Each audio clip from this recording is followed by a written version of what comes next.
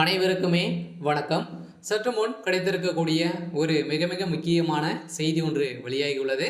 சற்று முன் அமைச்சர் துரைமுருகன் புழல் சிறையில் அடைப்பு, 3 ஆண்டு சிறை தண்டனை. இது மாதிரி தான் பார்த்தீங்கன்னா இப்போ பார்த்தீங்கன்னா அதிரடியாக செய்திகள் வெளியாகிருக்கு.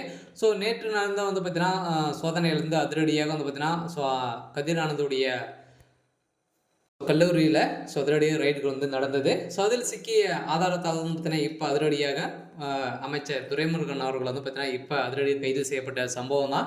இப்போ நீதிமன்றம் அதிரடியாக தீர்ப்பு வழங்கியிருக்காங்க. ஸோ அதனால் பார்த்தீங்கன்னா அவருடைய கதிர் ஆனந்த் அவர்கள் பார்த்தீங்கன்னா மனுவை தள்ளுபடி செய்து சென்னை ஹைகோர்ட் தள்ளி வைத்திருக்கக்கூடிய நிலையில் தான் இப்போ கிங் கல்லூரியில் கிங்ஸ்டன் கல்லூரியில் பார்த்தீங்கன்னா அதிரடியாக ரைடுகள் நடந்திருந்தது. ஸோ இந்த ரைடில் பார்த்தீங்கன்னா சர்வரும்பல மூட்டையாக பணங்கள் சிக்கிய சம்பவம் தான். 2000 ரூபாய் நோட்டுகளே பார்த்தீங்கன்னா சிக்கிய சம்பவத்தினால தான் இப்போ அதிர்ச்சியில் அமலாக்கத்துறையே இருந்திருந்தாங்க.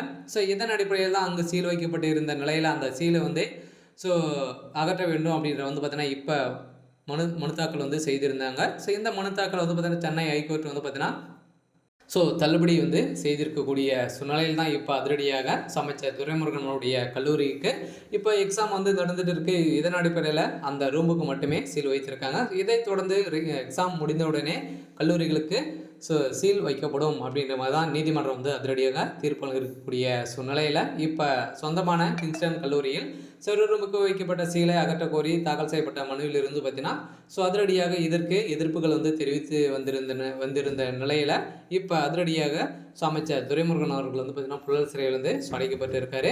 ஸோ அதனால் இவருக்கு 3 ஆண்டு சிறை தண்டனை வழங்கலாம் அப்படின்ற மாதிரி தான் பேசப்பட்ட ஒரு நிலையில் இப்போ நீதிமன்றமே தாமாக முன் இவருடைய வழக்கில் விசாரணைக்கு எடுத்துக்கொண்டு இருக்கக்கூடிய நிலையை தான் பார்த்தீங்கன்னா இப்போ வேலூர் மக்களவை தொகுதியில் திமுக எம்பி கதிர் ஆனந்துக்கு சொந்தமான கிங்ஸ்டன் பொறியியல் கல்லூரி உள்ளிட்ட இடங்களில் டிசம்பர் 3ஆம் தேதி அமலாக்கத்துறை நடத்தி இருந்த சோதனையில் இதில் கிடைக்கப்பட்ட ஆதாரத்தால் அமலாக்கத்துறை அதிகாரிகள் சீல் வைத்திருந்த நிலையில் இந்த நிலையில் அந்த சீலை அகற்ற கோரி கிங்ஸ்டன் கல்லூரியில் சார்பில் சென்னை உயர்நீதிமன்றத்தில் மனு தாக்கல் செய்தது. இந்த மனுவை சென்னை உயர்நீதிமன்றம் பார்த்தீங்கன்னா அதிரடியாக தள்ளுபடி செய்திருந்தது. இந்த தள்ளுபடியின் அடிப்படையில் பார்த்தீங்கன்னா இப்போ அமைச்சர் துரைமுருகன் அவர்கள் கைது செய்யப்பட்டிருக்காரு.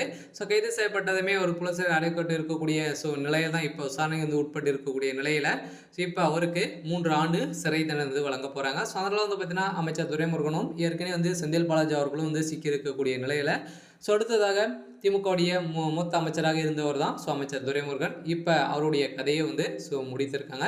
அதனால் இவருடைய வழக்கில் இவருக்கு சம்மந்தப்பட்ட அனைத்து இடங்களும் பார்த்தீங்கன்னா ரைடுகள் மீண்டும் நடக்க போகுது. அதனால் இது எக்கச்சக்கமான சொத்துக்களை பார்த்தீங்கன்னா இவர் சம்பாதிச்சுட்டு வைக்கிறாரு. பணங்களும் நிறைய பணங்கள் கோடியாக சிக்கியிருக்கு.